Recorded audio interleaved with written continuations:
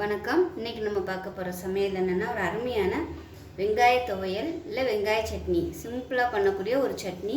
Taste அட்டகாசமாக இருக்கும். வாங்க எப்படி செய்யலாங்கிறத பார்க்கலாம். ஒரு கடாய் எடுத்துக்கலாம். இதில் பார்த்திங்கன்னா ஒரு 2 டீஸ்பூன் அளவுக்கு எண்ணெய் விட்டுக்கலாம். எண்ணெய் சூடானதும் 1 கப் அளவுக்கு சின்ன வெங்காயம் முழுசாக அப்படியே சேர்த்துக்கலாம். வெங்காயம் நல்லா வதங்கணும். வெங்காயம் லேசாக வதங்கவும் 10 வரமிளகா சேர்த்துக்கலாம். இது வந்து காரம் கம்மியாக இருக்கிறதுனால நான் 10 எடுத்துருக்கேன். காரமாக இருந்துச்சுன்னா 5 இல்லை 6 எடுத்துக்கோங்க. காரத்துக்கு தகுந்த மாதிரி நீங்கள் கூடவோ குறைச்சோ வரமிளகா சேர்த்துக்கலாம். இப்போ இது கூடவே சின்ன லெமன் சைஸுக்கு புளியை வந்து இதோடு சேர்த்துக்கலாம். இதோடய சேர்த்து நல்லா வதக்கிக்கலாம். இது கூடவே கொஞ்சமாக உப்பு சேர்த்துக்கலாம். இந்த சட்னி அரைச்சதும் தாளிக்க வேண்டிய அவசியம் இல்லை.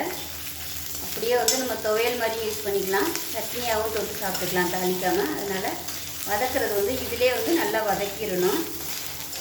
இந்த வெங்காயத்தோட தோல் வந்து நல்லா அப்படியே கருகி வர அளவுக்கு நல்லா வதக்கிட்டோம்னா டேஸ்ட்டாக இருக்கும். உள்ளேயும் நல்லா வெந்துடும்.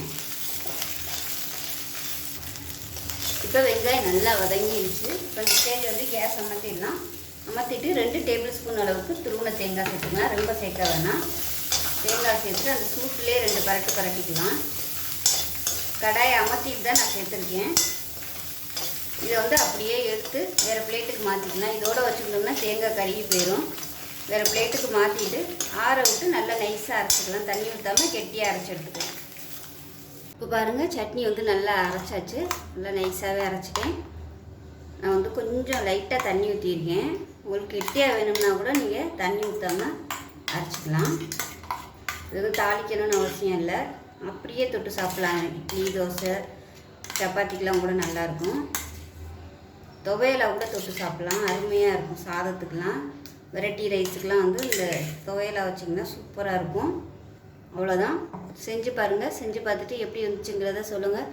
வீடியோ பிடிச்சிச்சின்னா லைக் பண்ணுங்கள், கமெண்ட் பண்ணுங்கள், சேனலை சப்ஸ்கிரைப் பண்ணுங்கள், பக்கத்தில் உள்ள பெல் பட்டனை ப்ரெஸ் பண்ணுங்கள். நன்றி.